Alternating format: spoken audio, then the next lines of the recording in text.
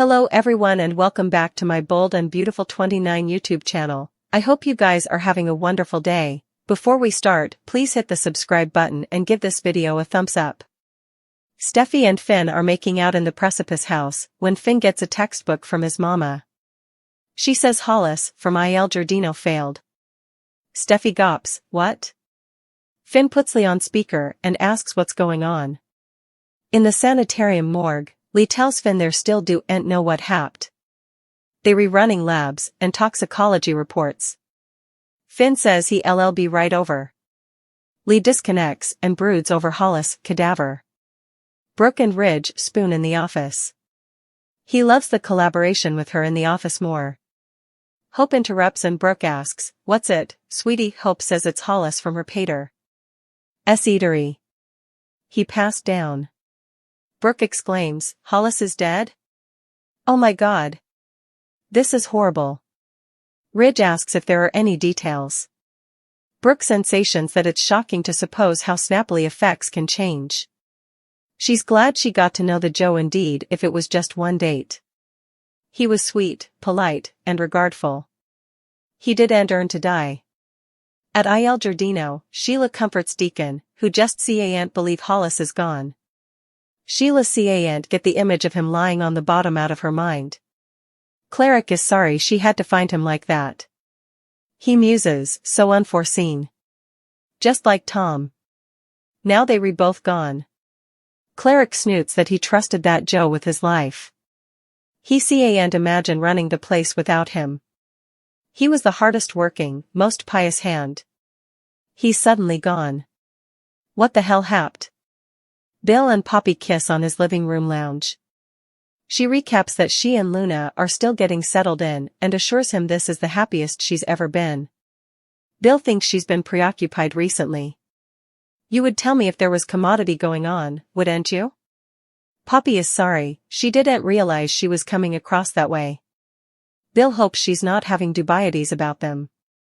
They're a family and he'll always take care of her and Luna. Just also, Luna walks into the room and tells them her friend Hollis is gone. I am no way going to see him again. At the precipice house, Steffy tells Finn this is heartbreaking about Hollis. She wonders about foul play and notes it happened at Il Giardino. It's rare for a youthful Joe to die so suddenly. Finn will get back to her if he hears any new information. At Il Giardino, Deacon mystifications over Hollis being just fine and also just keeling over. Did he miss commodity? Sheila assures none of this was his fault. Deacon says Hollis was a merrymaker, he ate clean and worked out all the time. He was apprehensive of any health issues. Did you notice anything off about him? Sheila says no, it's just a riddle. Deacon laments that 2 of his workers have failed and he has no idea what happened. In the morgue, Finn and Lee go over how this job is delightful when you know the person. Finn states that this is an extraordinary case. Lee agrees, it's shocking. She says, goodbye, Hollis, I am sorry for what happened to you, and covers his face with the distance. At Bill's place, he comforts Luna, who wails that Hollis had his whole life ahead of him. Poppy tells her that she and her pater are there for her. Bill thinks they should stay down from Il Giardino for a while, they're having a hell of a run of bad luck. At Forrester, Hope goes over Hollis being a big part of her father's life. He predicated her pater. Was a good friend, and part of his accomplishments. Ridge wants to bandy the giant in the room. 2 people failed at your pater's eatery in just a many weeks. Just also, Steffy walks in. She asks if they talking about Hollis. Commodity is over. First that Joe dies, and now Hollis. At Il Giardino. There's no way this is a coexistence. At Bill's place, Poppy updates Luna that her Aunt Lee is performing a necropsy on Hollis. This torments Luna. Bill tells her to let her passions out, but to also keep perspective. They can recognize them by being thankful for what they have. Poppy agrees, it's important that they count their blessings. Our topmost blessing is you, Bill. I adore you. She loves watching him embrace being Luna's father. Him drinking him into his home is a dream come true. Bill hugs her, but Poppy pulls back. She has to go. There's nearly she has to be. At the sanitarium, Finn and Lee still haven't discovered an egregious cause of death. They'll have to stay on toxicology. Lee's phone keeps going off and she snarks that it's Jack. Before they can get into that, a lab tech brings the original toxicology report. Lee reads it and her eyes widen as Finn asks, "What does it say?" At Forrester, Steffy tells Ridge, Brooke, and Hope that Finn is with Lee at the sanitarium. She's doing Hollis necropsy. Have they heard anything? Ridge says they in the dark.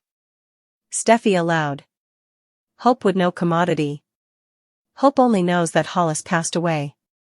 She hasn't heard if anyone differently got hurt. Steffy has reservations. Multiple deaths at Il Giardino? Only one person comes to mind.